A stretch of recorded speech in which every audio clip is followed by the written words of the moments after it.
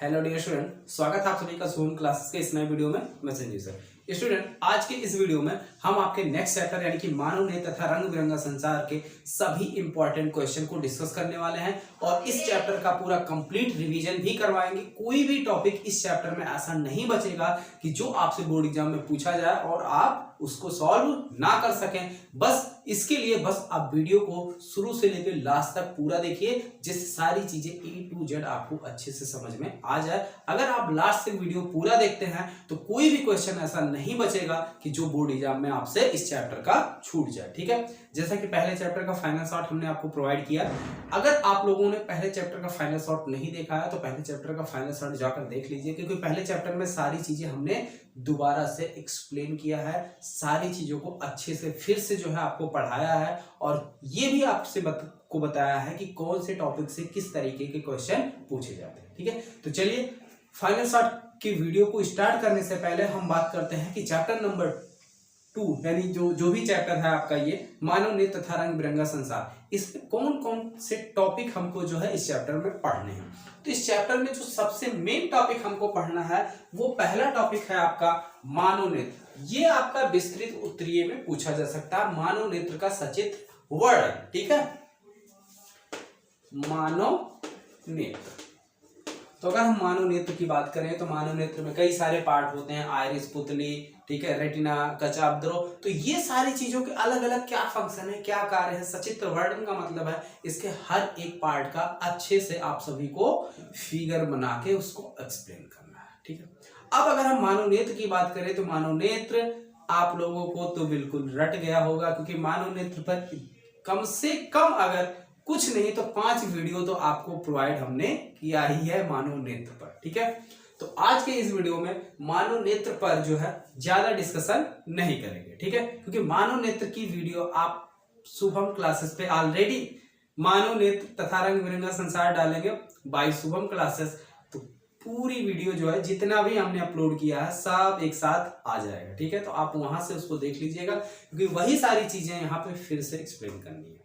ठीक, चलिए इसके बाद बात करते हैं दूसरे टॉपिक की। दूसरा टॉपिक है समंजन क्षमता। ठीक है, क्या है? समंजन क्षमता क्या चीज है? ठीक है, ये आपसे 2 नंबर के क्वेश्चन बहुत पूछे जाते हैं समंजन क्षमता से, कि नेत्र की समंजन क्षमता क्या है। उसके बाद इसमें अगला टॉपिक जो हमें पढ़ना है वो दृष्टि दोष और उसका निवारण। दृष्टि दोष तथा उसका निवारण। ठीक है, तो बेसिकली ये 3 टॉपिक हैं इस चैप्टर में जो काफी ज्यादा इंपॉर्टेंट है और जहां से आपके बोर्ड एग्जाम में क्वेश्चन ज्यादा बनते हैं। ठीक है, तो चलिए अब इसको 1 बाय 1 करके देखा जाए। तो सबसे पहले सभी लोग जितने भी बच्चे वीडियो को लाइव देख रहे हैं वीडियो को लाइक कर दीजिए, और आज के इस वीडियो का टारगेट है 500 लाइक। ठीक है, इतना तो आप लोग कर ही सकते हैं, आज की इस वीडियो पर कम से कम 500 लाइक आप लोग पहुंचा दीजिए। और साथ ही साथ वीडियो एंड होने के बाद आप ये भी कमेंट करके बताना कि आपको वीडियो कैसी लगी, वीडियो आपको पसंद आई, या इसी तरीके से वीडियो आपकी कंटिन्यू की जाए, या आपके इंपॉर्टेंट क्वेश्चन की सीरीज जो है वो सारी चीजें चलाई जाए। ठीक है, हाँ, जितने बच्चे परेशान हैं कि केमिस्ट्री और बायो के पोर्शन जो है साइंस के अभी नहीं स्टार्ट हुए हैं, तो जैसे ही आपका फिजिक्स का फाइनल शॉट कंप्लीट होता है तुरंत जो है आपको केमिस्ट्री और बायो के भी फाइनल शॉट मिलने स्टार्ट हो जाएंगे। ठीक है, तो सबसे पहले हम फिजिक्स का फाइनल शॉट कंप्लीट कर लें, उसके बाद आपको और जो है फाइनल शॉट मिलने लगेगा। चलिए, तो अगर हम मानव नेत्र की बात करें तो मानव नेत्र जो है हमें नहीं लगता है कि मानव नेत्र को हमें एक्सप्लेन करने की जरूरत है। बताइए बच्चों कि मानव नेत्र को एक्सप्लेन करने की जरूरत है या आप लोग खुद ही कर लेंगे? कमेंट बॉक्स में एस या नो, या अगर जरूरत है तो बताइए। ठीक है, चलिए अगला टॉपिक देखते हैं, समंजन क्षमता। तो समंजन क्षमता, ठीक है, ये देखिए पहले थोड़ा सा एक समंजन क्षमता के बारे में जो हम डेली लाइफ में या डेली जो फील करते हैं वहां से इसकी डेफिनेशन को हम ले आते हैं, जिससे आपको कुछ भी रटना ना पड़े। तो आप लोगों ने देखा है कि जैसे कोई चीज, ठीक है, हमारी आंख से बहुत दूर है, हमारी आंख से क्या है, बहुत ज्यादा दूर है, तो हम क्या करते हैं, आंखें हमारी लगभग छोटी हो जाती हैं, ठीक है। या अगर हमें मान लो बहुत दूर आकाश में कोई चीज देखना है तो ऐसे तो करके आंखें बड़ी करके तो ऐसे आप देखोगे नहीं, बिल्कुल ऐसे, ठीक है। दूर की वस्तुओं को क्या करना होगा, आंखें जो है दूर की वस्तुओं के लिए हमारी नॉर्मल होती है, सिकुड़ जाती, छोटी। सिकुड़ने का मतलब है जो नेत्र यानी मानव नेत्र के अंदर जो नेत्र लेंस होता है वो पतला हो जाता है इस तरीके से, ठीक है। तो जब ये पतला हो जाता है तो इसकी पतले होने का मतलब है इसकी फोकस दूरी, ठीक है।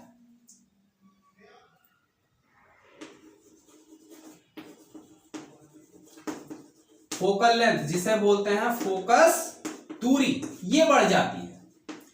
अगर कोई वस्तु क्या है, दूर स्थित है तो आंख, ठीक है, आंख देखते होंगे छोटी हो जाती है। आंख छोटी होने का मतलब है ये जो है नेत्र लेंस जो है हमारा सिकुड़ जाता है, यानी इसकी फोकस दूरी बढ़ जाती है।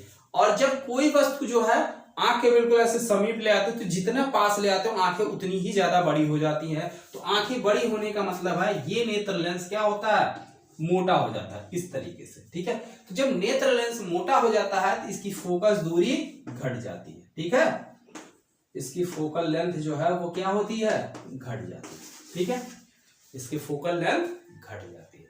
तो यानी क्या हुआ, जब वस्तु दूर थी तो आंख ऑटोमेटिक क्या हो गई, इस ये नेत्र क्या होगा, इसकी मतलब मानव नेत्र में जो लेंस है उसकी फोकस दूरी बढ़ गई, और जैसे जैसे वस्तु पास आई इसकी फोकस दूरी अपने आप ऑटोमेटिक कम हो गई, ठीक है। तो वस्तु की स्थिति के अनुसार, ठीक है, वस्तु की स्थिति के अनुसार आंख मानव नेत्र में लगे हुए लेंस की फोकस दूरी, ठीक है, का घटना या बढ़ना, ठीक है, वस्तु की स्थिति के अनुसार, वस्तु की स्थिति के अनुसार मानव नेत्र अपने लेंस की या अपने नेत्र लेंस की फोकस दूरी को समायोजित कर लेता है। क्या करता है, एडजस्टमेंट कर लेता है, यानी समायोजित कर लेता है। समायोजित करने की इस घटना को या इस प्रक्रिया को क्या कहते हैं, नेत्र की समंजन क्षमता कहते हैं, ठीक है। बात समझ में आई। तो वस्तु की स्थिति के अनुसार नेत्र लेंस अपने आप को क्या कर लेता है, समायोजित कर लेता है, और इसी को हम नेत्र की समंजन क्षमता कहते हैं। एकदम से क्लियर हो गया, किसी को कोई डाउट नहीं है। चलिए आगे देखते हैं, दृष्टि दोष की बात करते हैं और इसके निवारण की।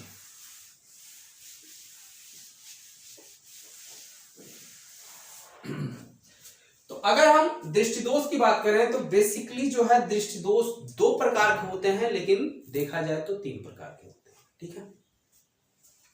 अगर इसकी हम बात करें तो एक निकट दृष्टि दोष, निकट दृष्टि दोष, ठीक है। उसके बाद दूर दृष्टि दोष, दूर दृष्टि दोष, ठीक। और एक इसी में और होता है जरा दृष्टि दोष, जरा दृष्टि दोष। ये जो ऊपर के आपके दो दोष हैं ये आपको नॉर्मल एज के बच्चों में भी देखने को मिलेगा, ठीक। नॉर्मल एज कोई दिक्कत नहीं है, ऐसा नहीं है कि ये पर्टिकुलर इसी एज के बाद ही होता है, ये दृष्टि दोष आपको कभी भी हो सकते हैं, ठीक है। और लेकिन ये जो तीसरा है आपका जरा दृष्टि दोष, तो जरा दृष्टि दोष क्या है, जरा दृष्टि दोष प्रायः बूढ़े यानी बुजुर्ग व्यक्तियों के आंख में ही पाया जाता है, ठीक है। जरा दृष्टि दोष क्या होता है, बुजुर्ग व्यक्तियों यानी जो बूढ़े हो चुके होते हैं या 60 के एबव होते हैं, उन्हीं के आंखों में जरा दृष्टि दोष पाया जाता है। जरा दृष्टि दोष क्या होता है अभी हम समझेंगे, लेकिन उससे पहले निकट दृष्टि दोष और दूर दृष्टि दोष को समझ लेते हैं। तो जैसा कि निकट दृष्टि दोष का मतलब है, ये मत समझ लेना कि निकट स्थित वस्तुएं हमें साफ नहीं दिखाई देती हैं, इसका सेंस कहीं और से है। अगर हम मानव नेत्र की बात करें तो इस तरीके से गोलाकार हमारा क्या होता है, मानव नेत्र होता है ना, यहाँ पे एक नेत्र लेंस होता है ऐसे उभरा हुआ, यहाँ क्या होती है, रेटिना होती है, ठीक है। अगर कोई वस्तु क्या होती है, दूर स्थित है, दूर स्थित वस्तु है, यहां से आने वाली प्रकाश ऐसे आई और ठीक है, इसका प्रतिबिंब यहीं कहीं पर रेटिना से पहले यहां कहीं बन जाता है, रेटिना से पहले यहीं कहीं पे बन जाता है। तो ये वस्तु हमें क्या होती है, साफ साफ नहीं दिखाई देती है। जब तक वस्तु का प्रतिबिंब रेटिना पर नहीं बनेगा, वस्तु हमें साफ साफ नहीं दिखाई देती। तो निकट दृष्टि दोष में होता क्या है कि दूर स्थित वस्तु का प्रतिबिंब रेटिना से पहले बन जाता है, ठीक है, जिससे वह वस्तु हमें साफ साफ नहीं दिखाई देती है। और इस प्रकार के दोष को हम क्या कहते हैं, निकट दृष्टि दोष कहते हैं। इसका नाम निकट दृष्टि दोष क्यों पड़ा, क्योंकि इसका प्रतिबिंब जो है रेटिना के बिल्कुल पास में, समीप में बन जा रहा है, यानी उसी के बिल्कुल निकट बन रहा है, लेकिन रेटिना पर नहीं बन रहा। तो ये जो नाम लिया गया है निकट और दूर, ये मानव नेत्र के अंदर रेटिना से पहले या रेटिना के बाद बनने वाले प्रतिबिंब के कारण लिया गया, ठीक है। तो इसकी परिभाषा क्लियर हुई। निकट दृष्टि दोष में मनुष्य को दूर स्थित वस्तु का प्रतिबिंब साफ नहीं दिखाई देता है। क्यों? क्योंकि दूर स्थित वस्तु का प्रतिबिंब मानव नेत्र में रेटिना से पहले बन जाता है, ठीक है। और इस प्रकार के दोष को निकट दृष्टि दोष कहते हैं। इसका निवारण कैसे किया जाता है ये भी समझो। इसके अगर हम निवारण की बात करें तो निकट दृष्टि दोष का निवारण जो है, चश्मे में उचित फोकस दूरी का अवतल लेंस लगाकर किया जाता है, अवतल लेंस लगाकर किया जाता है, ठीक है।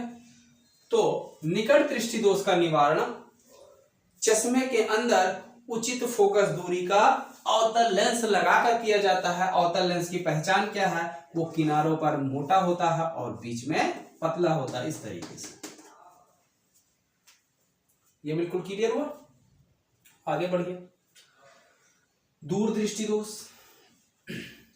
हाँ उससे पहले कंबाइन रूप में दृष्टि दोष क्या होता है। दृष्टि दोष की भी कभी कभी डेफिनेशन पूछ ली जाती है ना, तो दृष्टि दोष की डेफिनेशन क्या बनेगी बताइए जरा। आप सभी लोग कमेंट बॉक्स में दृष्टि दोष की डेफिनेशन राइट कीजिए, जल्दी कीजिए। देखिए कमेंट बॉक्स में डेफिनेशन को राइट करने के लिए हम बार बार इसलिए बोलते हैं क्योंकि अगर आप कमेंट बॉक्स में अपने डेफिनेशन राइट करेंगे या कमेंट बॉक्स में नहीं कर रहे हैं तो कॉपी पर ही राइट कर लीजिए, ठीक है। इससे क्या होगा, अभी जब बाद में हम डेफिनेशन बताएंगे तो आप अगर अपना डेफिनेशन मिलाएंगे तो अगर सही रहा तो खुशी मिलेगी, वाह हमको चीजें याद है। और अगर नहीं, बाय द वे कहीं मिस्टेक मिला या कहीं गलत पाए तो आपको पता चलेगा ना कि यहाँ पे हमने गलती की है, और वो गलती आप एग्जाम में नहीं करेंगे, ठीक है। तो इससे जो है आपका बेनिफिट होगा और आपका फायदा होगा। इसीलिए हम बार बार बोलते हैं कि कमेंट बॉक्स में आप लोग राइट कीजिए, ठीक है, और कोई दूसरी वजह नहीं है। चलिए अब बात करते हैं हम दूर दृष्टि दोष की, ठीक है। तब तक आप लोग दृष्टि दोष का जो है डेफिनेशन जो है कमेंट बॉक्स में कमेंट कर लो, बाद में भी लास्ट में हम बताते हैं।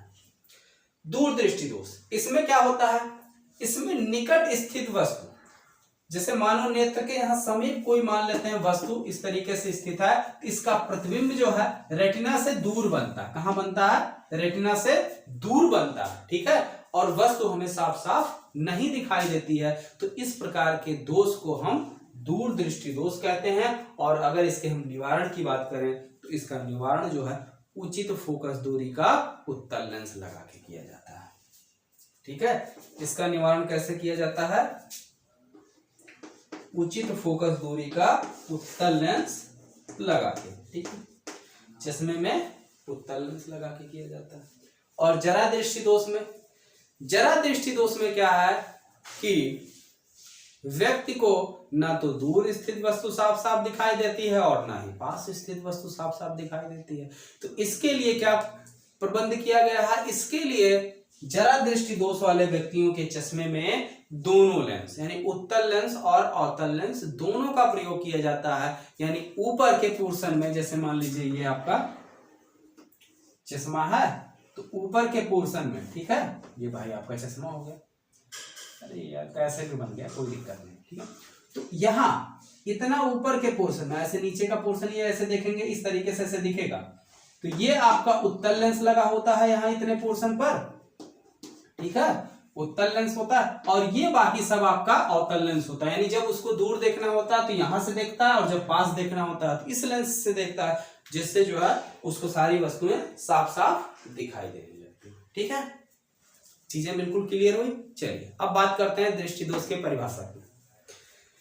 तो दृष्टि दोष में क्या होता है कि कभी कभी मनुष्य को सामान्य आंखों से निकट स्थित या दूर स्थित वस्तुएं साफ साफ दिखाई नहीं देती हैं, ठीक है।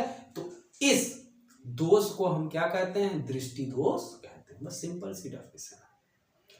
हाँ, इसी में कभी कभी वर्णांधता के बारे में पूछ लिया जाता है। तो वर्णांधता क्या होता है, अगर किसी भी व्यक्ति को वर्णांधता है तो उसको तो वस्तुएं साफ साफ दिखाई देती हैं, लेकिन वो केवल और केवल कलर में फर्क नहीं कर पाता, ठीक है। वर्णांधता में क्या होता है, अगर किसी मनुष्य को वर्णांधता हुआ है तो वो जो है कलर में विभेद नहीं कर पाता है, यानी वो एग्जैक्ट पहचान के नहीं बता पाता है कि ये कौन सा कलर है, ठीक है। उसको कलर पहचानने में प्रॉब्लम होती है। बाकी वस्तु तो उसको साफ दिखाई देती है, ठीक है, वस्तु जो है उसे साफ साफ दिखेगी, लेकिन कलर वो नहीं सही से बता पाएगा, ठीक। तो ये इस चैप्टर के कुछ इंपॉर्टेंट टॉपिक थे जिसको आज के इस वीडियो में कवर किया गया। और इससे रिलेटेड अगर आपको कोई समस्या हो तो आप नीचे कमेंट बॉक्स में कमेंट करके पूछ सकते हैं। और अब आप लोग कमेंट करके बताइए कि ये वीडियो सेशन आप लोगों को कैसा लगा। आई होप ये वीडियो सेशन आप लोगों को बहुत पसंद आया होगा। तो इसके लिए सभी लोग वीडियो को लाइक कर दीजिए और जितना अधिक से अधिक हो सकता है अपने दोस्तों में भी शेयर कर दीजिए। और यदि अगर आप चैनल पर नए हो तो चैनल को भी सब्सक्राइब कर लीजिए, ठीक है। ओके स्टूडेंट, तो मिलते हैं फिर नेक्स्ट वीडियो में।